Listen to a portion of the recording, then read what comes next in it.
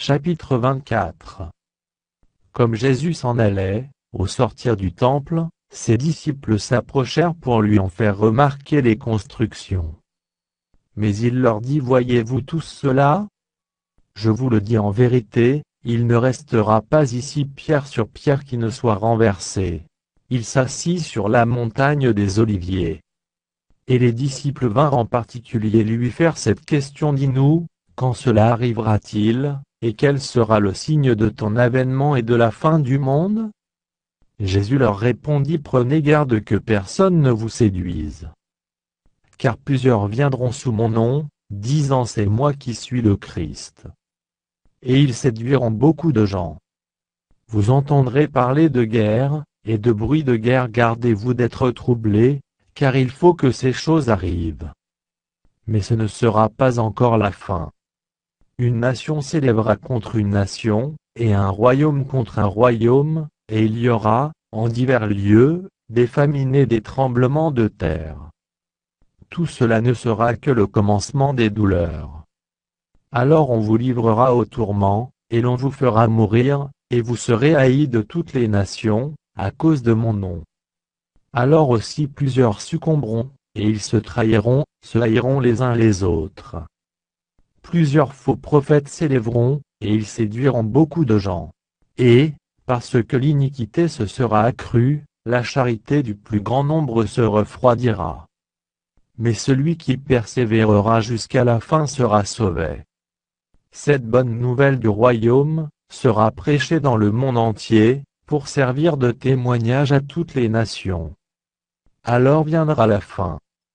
C'est pourquoi, lorsque vous verrez l'abomination de la désolation, dont a parlé le prophète Daniel, établie en lieu saint, que celui qui y fasse attention. Alors, que ceux qui seront en Judée fuient dans les montagnes. Que celui qui sera sur le toit, ne descende pas pour prendre ce qui est dans sa maison.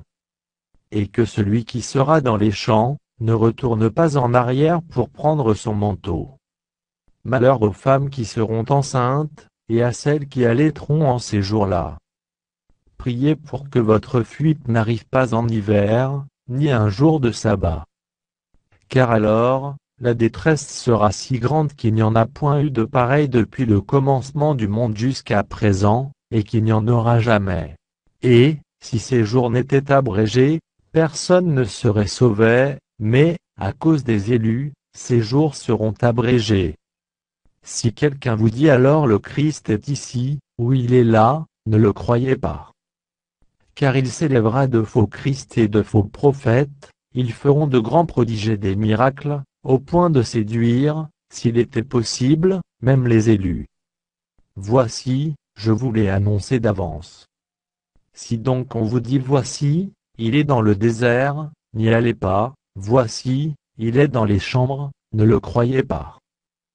Car, comme l'éclair part de l'Orient, et se montre jusqu'en Occident, ainsi sera l'avènement du Fils de l'homme.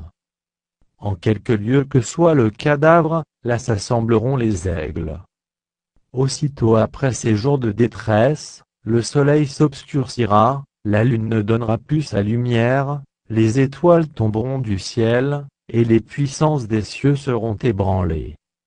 Alors le signe du Fils de l'homme paraîtra dans le ciel, toutes les tribus de la terre se lamenteront, et elles verront le Fils de l'homme venant sur les nuées du ciel avec puissance et une grande gloire. Il enverra ses anges avec la trompette retentissante, et ils rassembleront ses élus des quatre vents, depuis une extrémité des cieux jusqu'à l'autre. Instruisez-vous par une comparaison tirée du figuier. Dès que ses branches deviennent tendres, et que les feuilles poussent, vous connaissez que l'été est proche. De même, quand vous verrez toutes ces choses, sachez que le Fils de l'homme est proche, à la porte. Je vous le dis en vérité, cette génération ne passera point, que tout cela n'arrive. Le ciel et la terre passeront, mais mes paroles ne passeront point. Pour ce qui est du jour et de l'heure, personne ne le sait, ni les anges des cieux, ni le Fils, mais le Père seul. Ce qui arriva du temps de Noé, arrivera de même à l'avènement du Fils de l'homme. Car, Dans les jours qui précédèrent le déluge, les hommes mangeaient et buvaient, se mariaient et mariaient leurs enfants, jusqu'au jour où Noé entra dans l'arche.